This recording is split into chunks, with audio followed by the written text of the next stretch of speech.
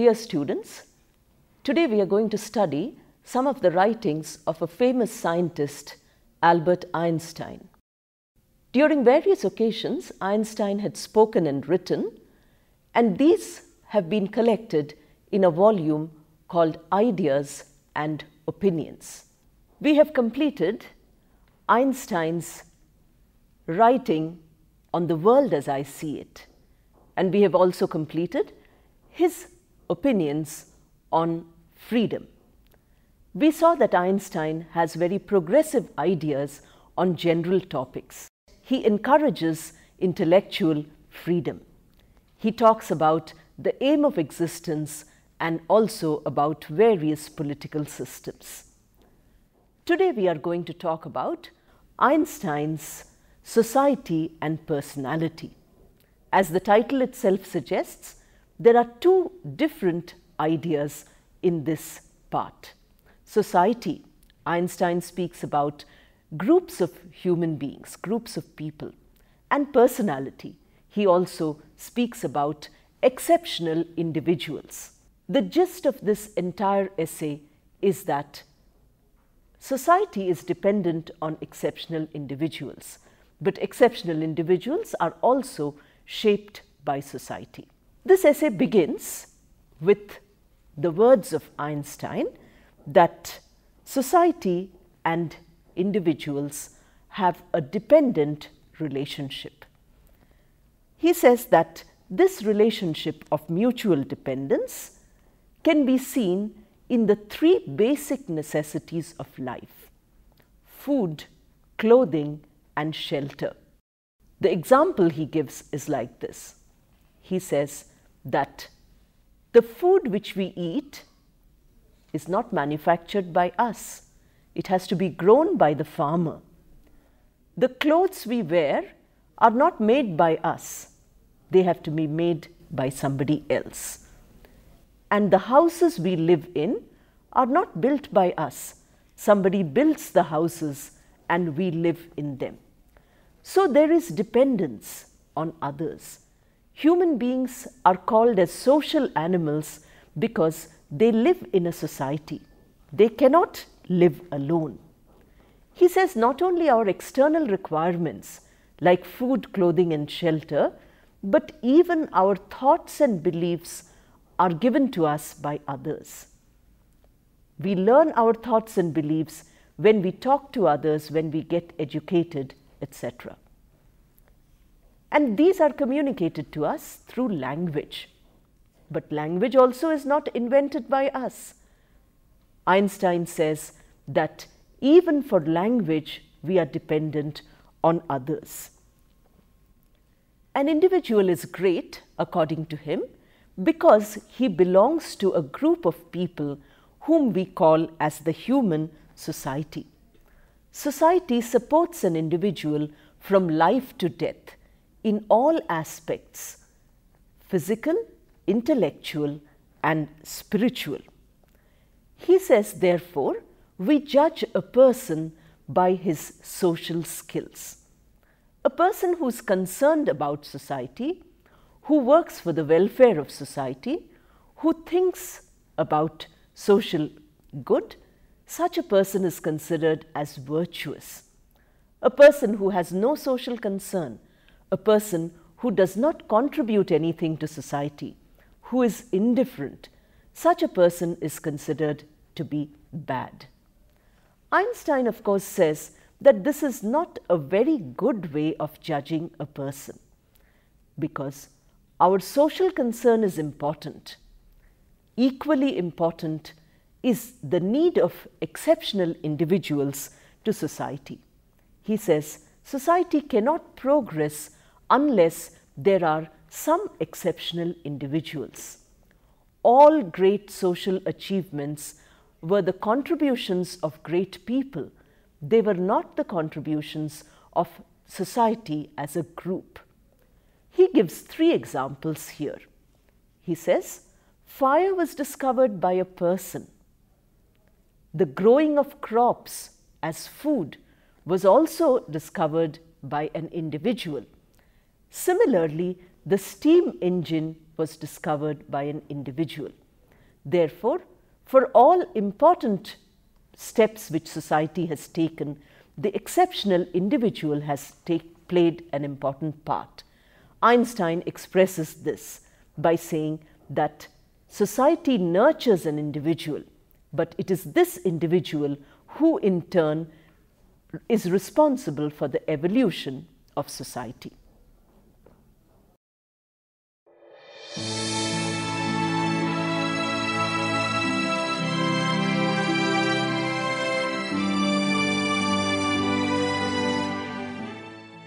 Now let us talk about how Einstein discusses the need for exceptional individuals. He has told us that individuals are nurtured by society.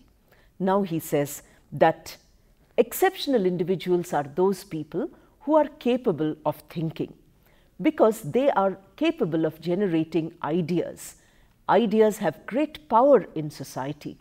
These ideas should be generated to the maximum level in order that society is nurtured, that society goes forward. He says that the sign of a healthy society is to give freedom to thinkers. Creative individuals require freedom. Remember that this is what we discussed in the essay on freedom. There also, Einstein gave a lot of importance to intellectual freedom. Once more, Einstein speaks about the need for a society which encourages exceptional individuals to think freely. The example he gives here is of the Italian Renaissance.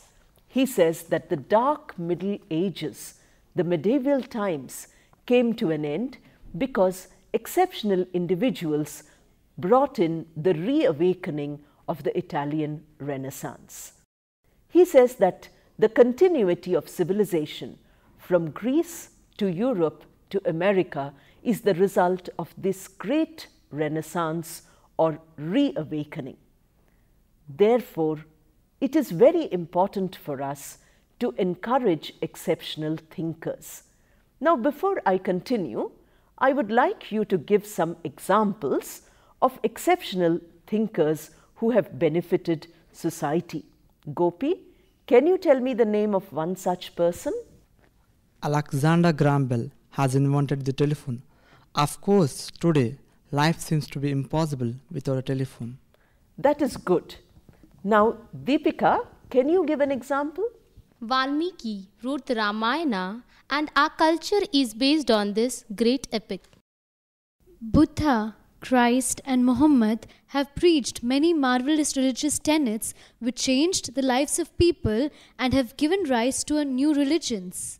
They have benefited society immensely. Very good. And all these individuals are the products of their society. So you can see that Einstein's ideas are very relevant. They are also very legitimate, because he says that exceptional individuals help society and society helps exceptional individuals. We can describe this as a symbiotic relationship where both parties benefit from each other.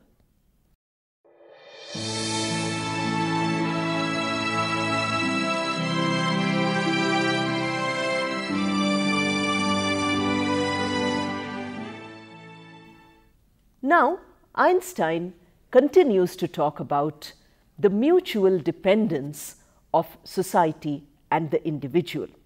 Here he mentions his contemporary times. Einstein is analyzing the 20th century. He says, the society and the people are both at a crisis point. Society is not progressing as it should, and exceptional individuals are not generating ideas as they should. Einstein finds one problem which may be the cause of this. He says that there is an unprecedented increase of population. The population of Europe, he says, has increased 3 times in 100 years. From this fact, we may conclude that even exceptional individuals would be 3 times more than before. Einstein expresses his regret. He says this has not happened. The increase in population has decreased the number of exceptional individuals. Great people don't seem to be born at all today. Science and technology, arts, creativity, all these are in real crisis. He says that instead of individual scientists, the organization has replaced great individuals. Even in the field of arts, the same is the case. Great artists are rarely to be found today. In the field of painting and music, he says, there are no exceptional individuals at all. In spite of being such a great scientist, Einstein was very artistically oriented. Remember that you all mentioned he learnt music from childhood. He also loved all other art forms. Here he is expressing his opinion by saying that unless great creative artists are there, society does not progress, because these creative individuals bring about new value systems. They bring about a new ideology for common people to follow. When society has to change itself, it has to better itself, it has to make itself more progressive, the ideas of exceptional individuals are needed. If there are no exceptional individuals, then no such ideas are generated. So he says that in a democracy especially, common people need an ideal. Common people have to participate in democracy, so they have to have high values. Individuals give them high values. A dictatorial government which suppresses common people cannot give these ideas. Einstein speaks about the need for exceptional people to give the right direction to democracy. He says that even in a democracy where we require exceptional leaders, we have nobody today. The common person has to participate in democracy. Therefore, we require some exceptional individuals to give them direction. Society should encourage these exceptional individuals. Society should make them come out. So, society is dependent on personality. Remember, the title is Society and Personality. Einstein spoke first about society, how individuals are nurtured by society. He said that human beings who grow up alone, away from society, are uncivilized. For civilizing a human being, you need the influence of society. Now he says that for the betterment of society, you need the personality. The personality is the exceptional individual.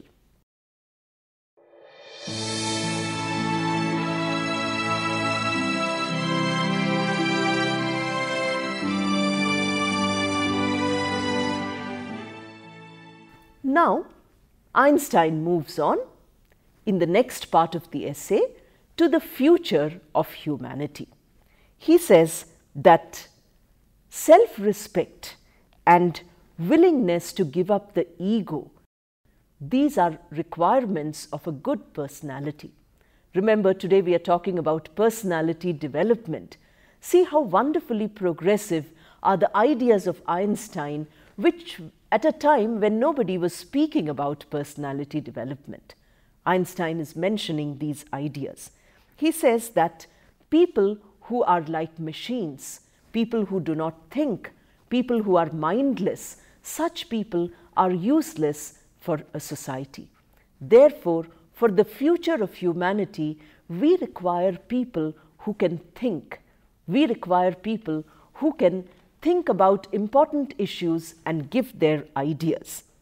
Again, he gives the example which he has given earlier, and that is military service. He says that military service makes people mechanical. We should resist it. We should not give in to military service. because if we keep having wars in the world, many people are predicting that sooner or later the world will come to an end. The world has already fought 2 world wars. Now we all say that if a 3rd world war comes, the world will not survive, because everybody has nuclear weapons, chemical weapons, biological weapons. The world cannot survive. This is a very pessimistic view. Einstein uses this word, pessimistic, negative, a view which looks only at the darker side of life. About the future of humanity, Einstein himself does not have such a pessimistic view. He says that he is very hopeful of a bright future for humanity. He says, let us not rule out that humanity has a bright future. For this, he lays a condition. He says that let us keep a society, let us keep in place a society which can generate great individuals and great ideas. This society will be one which will give freedom to individuals to carry out their inner pursuits. It will recognize creativity as a very high level of intellectual development. He says that another requirement is there. Although technology has made our life easy and it has given us a lot of leisure, a lot of free time, we are not using the free time. As one of you mentioned, we are not using the free time properly. Therefore, if we do a little bit of proper planning, remember today we learn planning and goal setting as very important skills. Einstein is saying this half a century back, that we require planning. The area in which he wants planning is division of labor. He says the same people are doing the same things. We don't need everybody to do everything. We should have correct division of labor. Once we do planning, once we encourage creativity, then society will improve. Einstein ends this essay with a very interesting analogy. We can call it as a figurative use. He says that in future, historians will look at his generation as though it is the childhood of humanity. After all, human civilization is only a few thousand years old. The world is millions of years old. So now the human civilization is like a small child, a child who's always making mistakes, who's always quarreling, who is always afflicted by illness.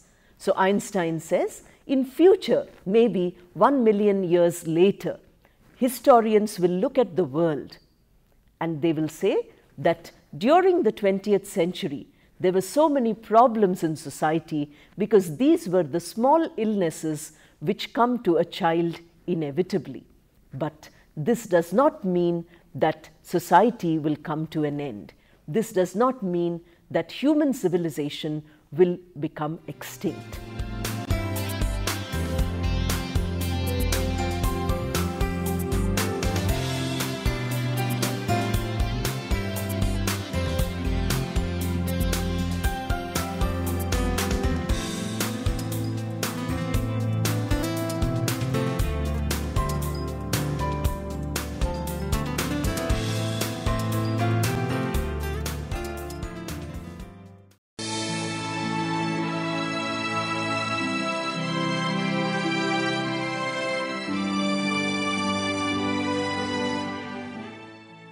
Now we shall take up some language development activity. Here our language development activity is divided into 2 parts, and the first of the parts is pronunciation. You must remember that if you want to communicate well in English, your pronunciation is most important.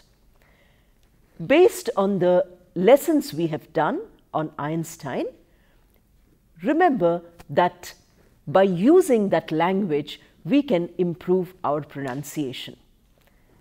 First, let me tell you that a single letter in English, like letter A, can be pronounced in different ways.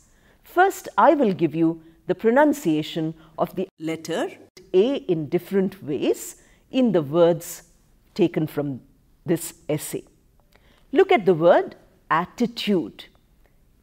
In attitude, the letter A is pronounced as A. Then we have the word art. In art, the same letter A is not pronounced as A, but it is pronounced as A. We are writing the same letter, but we are not pronouncing it alike. Similarly, in a word like achieve, we write achieve with letter A, but we pronounce that A as A. Achieve, A sound is there. Then we have another word, all. Here we write letter A, but we pronounce as aw. And then we have the word state. State also uses letter A, but it uses the sound A. The pronunciation is state, 8. Now, I would like you to give one example of each of these sounds. First word I pronounced is attitude. Can you give an example, Karthik? Attitude, value. Deepika? Art, or. Gopi? State, able. Vidarshana? All, call. Karthik? Achieve, moral. Good. If you learn the various ways in which the vowel sounds A, E, I, O, U are pronounced in 20 different ways, you will improve your communication skill. Look at the lesson again and try to pronounce as many words as you can using all these forms. Now I will tell you about another rule of pronunciation. This is called as stress or accent. In words of more than one syllable, in English, one of the syllables is pronounced with more stress. Sometimes a word which is spelt exactly alike shows its function in a sentence by altering the pattern of stress. Let me give you an example of a word object. This word can be used as a noun and as a verb. When we use it as a noun, we pronounce with the stress on the first syllable as object. Object, stress is on the first syllable. Suppose we pronounce it as a verb, the stress shifts to the second syllable. Then we say object. Object, stress is on the second syllable. Now, I would like you to make a sentence using object both as a noun and a verb. Can you do it, Vidarshana? I object to the presence of this object in my room. That's very good. Now, can you give, Deepika, an example of another word which is like object and object, which follows the same accent pattern when it is used as a noun and as a verb? Project. This is project. For noun, we say project, whereas for verb, we say project. Very good. Now, let us learn another rule, and that is the adding of suffixes. When we add a suffix to a word, the pattern of accent changes. Let me give you some examples. The word civilize is pronounced with stress on the first and the third syllables. When we make it into a noun, it's pronounced as civilization, stress on the syllable z. Then we have the word create, second syllable stress. When it becomes creativity, the stress shifts to t. Similarly, prepare, second syllable stress, shifts to the third syllable preparation. Pronounce, second syllable stress becomes pronunciation. Pronunciation. Stress shifts to the A syllable. These are some of the important techniques of pronouncing English. It is not enough to do one or two words. You must constantly improve your pronunciation by following these rules. As you go along, you will learn many more rules of pronunciation.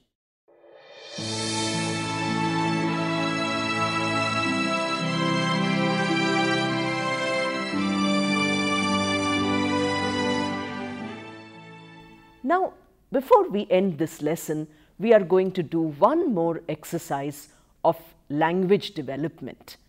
Again, it is vocabulary. Remember, we have done a vocabulary exercise earlier too. This time we are going to take up synonyms and antonyms. A synonym is a word which has a similar meaning to another word. An antonym is a word with an opposite meaning. When you know many synonyms for a word, you are able to express yourself better. So, if you want to speak English well, if you want your communication skills to improve, you must learn as many synonyms for each word as possible. Let me ask you some synonyms. Let me see if you can give me some synonyms for the words which I suggest. Gopi, can you tell me the synonym